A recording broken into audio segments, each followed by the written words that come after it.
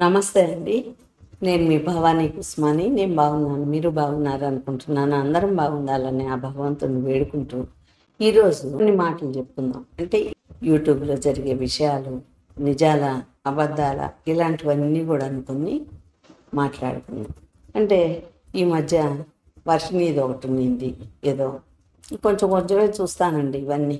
ఎందుకంటే ఈ అఘోరితో ఆ అమ్మాయి పోవడం, ఆమె అమ్మ అని అనడం, లేదా తల్లిదండ్రులు వచ్చి పెళ్లి చేసుకున్నారు అని అనడం, లేదంటే ఇంట్లోనే ఉన్నారనని, ఇవన్నిటికీ తల్లిదండ్రులే ముందు ప్రోత్సాహం ఇచ్చి తర్వాత ఆ అమ్మాయిని బయటికి పంపించడం. అంటే ఆ అమ్మాయి అతనితోటి ఆ అఘోరితోటి ఆడో మగో నాకు తెలియదు, వాళ్ళతోటి వెళ్ళిపోవడం, తర్వాత వాళ్ళ గురించి మీడియాకి చెప్పుకోవడం, న్యూస్లోకి రావడం, పెద్ద వైరల్ అయిపోయి అది అట్లా చేరి ఇట్లా చేరి కేసులు అయ్యి అన్ని ఇదంతా స్క్రిప్టెడా నాకు అర్థం కాలేదు.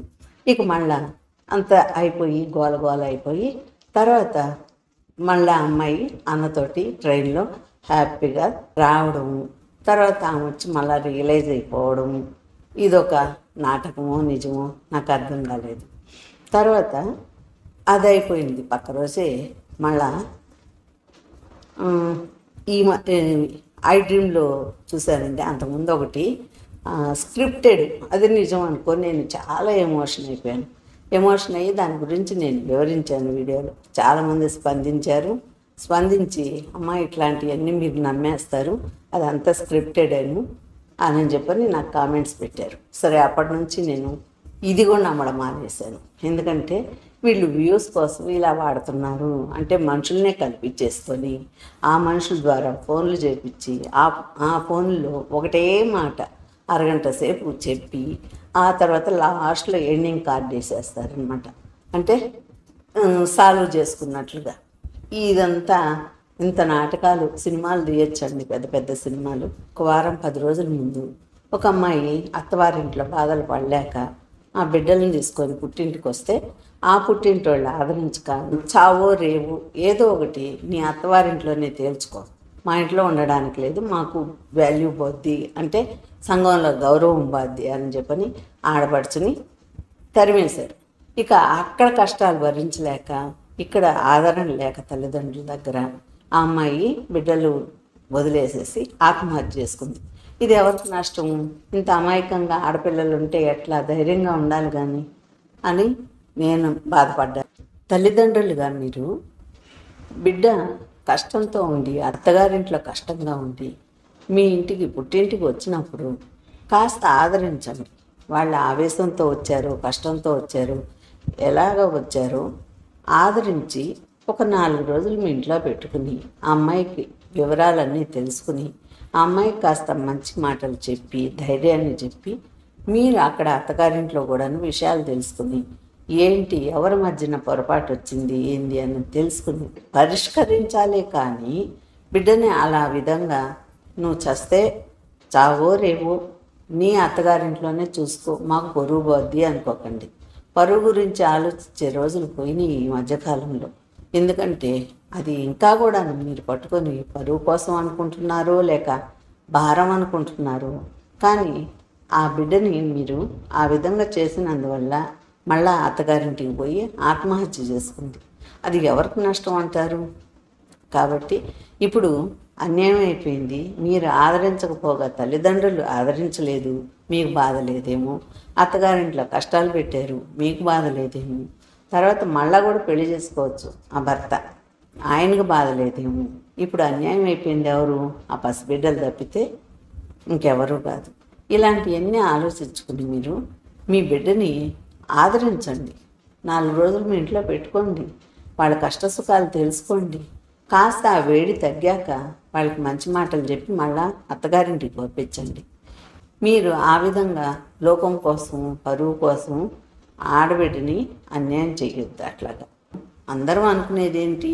మన బిడ్డలు అత్తగారింట్లో కాపురం చేస్తున్నారు, సంతోషంగా ఉన్నారు, మంచిగా గౌరవంగా ఉన్నారు అంటే మనకు గర్వకారణమే. కానీ ప్రాణాలు పోయేంత ఇదిగా మీరు లోకం కోసం బాధపడబడలేదు. ఆ బిడ్డని ఆదరించకుండా వదిలించుకోవడం అవసరం లేదు. కాబట్టి నేను ఈ విషయం అయితే మీకు తల్లిదండ్రులకి చెప్పాలనుకున్నాను. అదైతే నిజంగానే జరిగింది కాబట్టి అది బాధే. వాళ్ళు యూట్యూబ్లో కూడాను లేనిపోని అన్నీ చెప్పడము, మనుషుల్ని భయభ్రాంతులను చేయడము, ఇవన్నీ కూడాను చాలా తప్పు.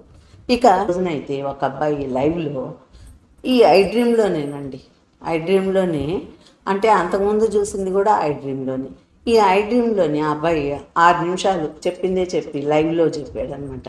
అంటే తల్లిని తిడుతూ 40 సంవత్సరాలు నేనే కష్టాలు పడ్డాను, ఈరోజు ఒక అమ్మాయిని తెచ్చి నాకు పెళ్లి చేశారు, ఈ అమ్మాయిని హెరాస్ చేస్తున్నది మా అమ్మ, అది తల్లేనా? ఇట్లాంటి తల్లులు ఉండకూడదు, జన్మలకు నాకు ఇట్లాంటి తల్లి రాకూడదు, ఇవన్నీ అంటున్నాడు. ఇది అది అని అమ్మని అంటున్నాడంటే ఎంత సంస్కారహీనుడో అని నాకు అనిపించింది. అదంతా నిజమేనా కాదా? ఇది స్క్రిప్టెడా? ఐ డ్రీమ్ వాళ్ళు అల్లినదా? లేక ఆ అబ్బాయికి నిజంగా కష్టం ఉందా లేదా? తల్లిదండ్రులు ఇంకా బయటకు రాలేదు. తల్లిని దూషించేది కాక తండ్రికి అసలు బుద్ధే లేదు, అన్నీ ఆమె చెప్పినట్టే వింటాడు అంటున్నాడు. ఆమె తల్లేనా లేకపోతే సౌతి తల్లో? ఏది అర్థం కావడం లేదు. వివరం లేకుండా ఆ అబ్బాయి లైవ్లో నేను ఆత్మహత్య చేసుకుంటున్నాను, నా ఆత్మహత్య కారణం మా అమ్మేను అని వివరంగా చెప్తున్నాడు. ఇలాంటి కిరాతకమైన పనులు ఆ తల్లి చేసిందా లేకపోతే వీడే కిరాతకుడా అర్థం కావట్లేదు నాకు. చచ్చేవాడు చావాలి కదా, ఇంట్లో ఎందుకు లైవ్లో చెప్పడం? ఇది కూడా నిజంగా నమ్మడానికి లేదు అని నాకు అనిపించింది, అందుకే మీతో చెప్తున్నాను.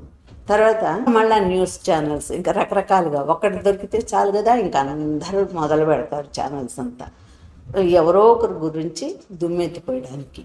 ఇక అక్కడికి అదైపోయిందా, మళ్ళా నిన్నటి రోజుని ఇంకొక 6 గంటల తర్వాత, గంట తర్వాత ఒక అమ్మాయి ఒక రీల్లో ఒక శుభలేఖ కార్డు తీసుకొని వచ్చి అది చూపించి, అమ్మ నాన్న నేను చెప్తున్నాను, నేను నా భర్తని పెళ్లి చేసుకున్నాను, ఈరోజు నేను అందరి ముందు పెళ్లి చేసుకోవాలనుకుంటున్నాను, జనం ముందు పెళ్లి చేసుకోవాలనుకుంటున్నాను, కాబట్టి మా గురించి మీరు ఏమి కేసులు కానీ ఏది చెయ్యొద్దు, మమ్మల్ని హెరాస్ పెట్టొద్దు, మీరు కనుక మమ్మల్ని ఏమన్నా అన్నారంటే నేను మీ మీద కేసులు పెడతాను, మిమ్మల్ని వాళ్ళ మీద రకరకాల కేసులు పెడతానని బెదిరిస్తుంది ఆ కూతురు. ఇట్లాంటి అన్యాయంగా ఉన్నారంటే పిల్లలు, తల్లిదండ్రులు తప్ప పిల్లలు తప్ప అర్థం కావట్లేదు. ఈ పిల్లల్ని గారాబంగా పెంచడం వలన లేకపోతే నిజంగానే తల్లిదండ్రులు క్రూరంగా ఉండారా బిడ్డల యందు అనేది అర్థం కాకుండా ఇలాంటి విషయాలన్నీ కూడాను కన్ఫ్యూజన్లో ఉండిపోయి నేను నిజమా అబద్ధమా, ఏది నిజం ఏది అబద్ధం. ఈ మధ్యకాలంలో ప్రతి ఒక్కరు పసిబిడ్డ కూడా చెబుతున్నారు, యూట్యూబ్లో చూసారా అవన్నీ ఉత్తమాటలే అంటున్నారు. ఆఖరికి యూట్యూబ్ అంతగా కిందకి దిగజారిపోయింది అంటే ఇలాంటి వాటి అన్నిటి కోసం. కానీ ఇలాంటివన్నీ అరికట్టాలనుకుంటే జనాలు ఖచ్చితంగా ముందుకు రావాలి. ఈ కామెంట్ నాకు పనికొచ్చేదే కాకుండా ఇంకొకరికి కూడాను, అంటే ఈ యూట్యూబ్ గురించి వివరంగా తెలిసిన వాళ్ళు అసలు వాళ్ళ దగ్గర పోయేదాకా ఇవన్నీ కూడాను మనకి బయట ప్రపంచంలోకి రాకుండా, అంటే ఈ ఆత్మహత్యలని అమ్మాయిలు భయపెట్టడం కానీ ఇలాంటివన్నీ చేసుకోవడాలు కూడాను కొంచెం పెద్దవాళ్ళుగా ఉంటారు కదా, మాలాంటి వాళ్ళు టైంపాస్ కోసమో ఏదో ఒకటి తోచక యూట్యూబ్ ఓపెన్ చేసి చూసుకుంటాం ఏదన్నా మంచి చెడులని. ఇలాంటివి కనిపించినప్పుడు మాకు కూడా కొంచెం భయం వేస్తుంది కదా, తల్లిదండ్రులుగా పిల్లలు ఉండే వాళ్ళకి, అయ్యో పిల్లలు ఎలా చేసుకుంటున్నారా అలా చేసుకుంటున్నారా అని. నిజంగా పిల్లలే ఇట్లా చేస్తున్నారా, కావాలని నటిస్తున్నారా వ్యూస్ కోసం, లేక తల్లిదండ్రులే నిజంగా క్రూరంగా ఉన్నారా అర్థం కావడం లేదు. ఈ విషయాలన్నిటికీ నాకు ఒక కామెంట్ పెట్టి లైక్ చేయండి, షేర్ చేయండి, సబ్స్క్రైబ్ చేసుకునే వాళ్ళు ఉంటే చేసుకోండి. ఇక నేనైతే నిజంగా నా కళ్ళారా చూసిందైతే, నేను వాస్తవాలని కళ్ళారా చూసిందైతే నేను కళ్ళకు కట్టినట్టు చెప్పగలను. 30 సంవత్సరాల క్రితం నా కళ్ళ ముందే జరిగిన విషయం అయితే రేపటి వీడియోలో నేను వివరిస్తాను.